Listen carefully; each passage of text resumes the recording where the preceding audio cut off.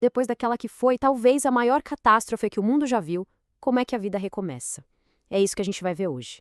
Vamos mergulhar num capítulo que fala muito sobre paciência, sobre a espera e sobre a força de uma promessa divina que literalmente redefine a história.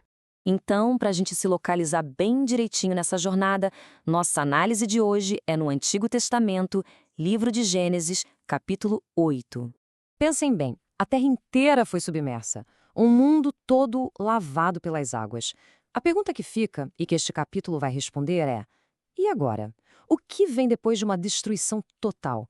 Como é que a vida encontra um jeito de recomeçar do zero? Olha, a primeira parte dessa história toda não é sobre ação, não tem grandes acontecimentos. É, na verdade, sobre espera. Uma espera longa, paciente, enquanto o mundo, bem devagarinho, começa a reaparecer debaixo d'água. E o que dá o pontapé inicial para essa mudança toda é um ato divino. O texto diz com uma solenidade bem marcante, ouçam só. Então Deus lembrou-se de Noé e enviou um vento sobre a terra, e as águas começaram a baixar.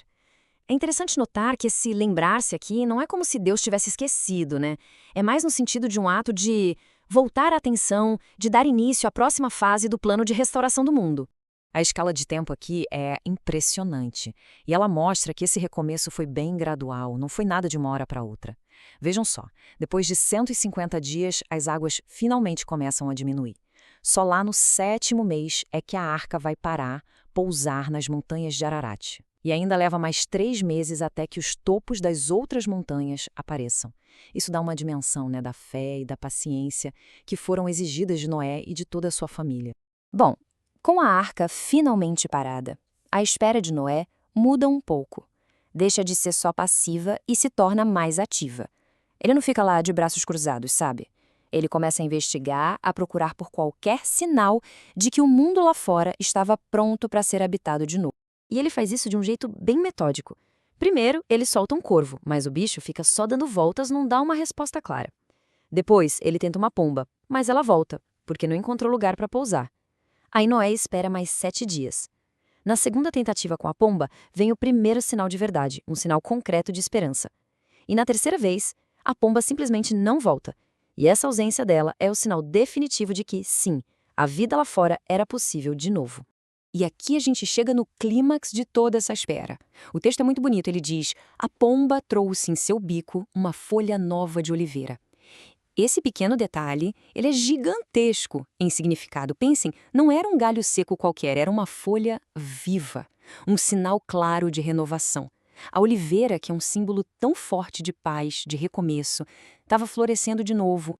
Então, com essa prova definitiva de que a terra estava seca, a gente chega no momento mais esperado do capítulo todo, o fim do confinamento.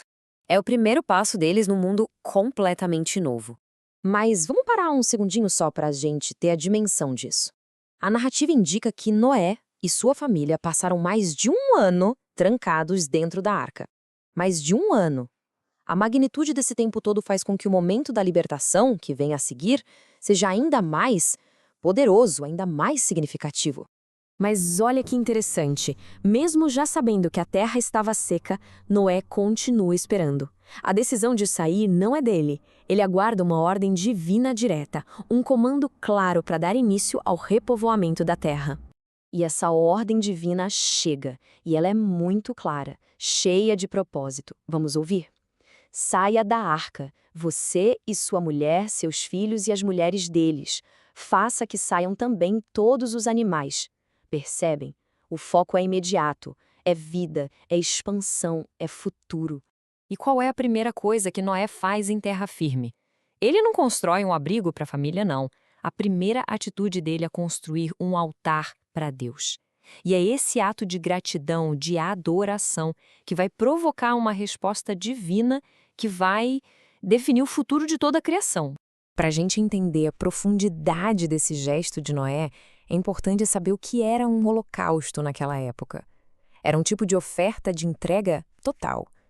O sacrifício era inteiramente consumido pelo fogo, simbolizando uma dedicação completa, sem reservas, a Deus. E foi exatamente isso que Noé fez. Foi o seu primeiro ato no novo mundo. E a resposta a esse ato de adoração é um dos momentos mais impactantes de todo o livro de Gênesis. O texto revela quase como um pensamento de Deus, um monólogo divino dito num tom bem ponderado. O Senhor sentiu o aroma agradável e disse a si mesmo: Nunca mais amaldiçoaria a terra por causa do homem. Isso aqui é uma virada de chave, uma mudança teológica fundamental na relação entre o Criador e a sua criação. É a partir dessa decisão que foi quase um pensamento de Deus, uma promessa universal é estabelecida. É uma garantia de que a ordem, os ritmos da natureza seriam preservados para sempre. E essa promessa é, na verdade, uma aliança com a própria natureza. É dita com uma força que traz calma, que tranquiliza. Ouçam só: enquanto durar a terra, plantio e colheita, frio e calor, verão e inverno, dia e noite jamais cessarão. É a promessa da estabilidade. É a garantia de que, apesar da falha humana, os ciclos que sustentam a vida não seriam mais interrompidos daquela forma catastrófica. Então, o capítulo 8 de Gênesis termina com essa promessa de estabilidade para o mundo natural. A terra não vai ser mais destruída pelas águas. Mas o capítulo deixa uma questão no ar, não deixa? A natureza foi, de certa forma, perdoada, estabilizada, mas e a humanidade? A mesma humanidade cuja maldade causou o dilúvio. Como vai ser a aliança de Deus com o ser humano daqui para frente? Bom, essa é a história que a gente vai descobrir nos próximos capítulos.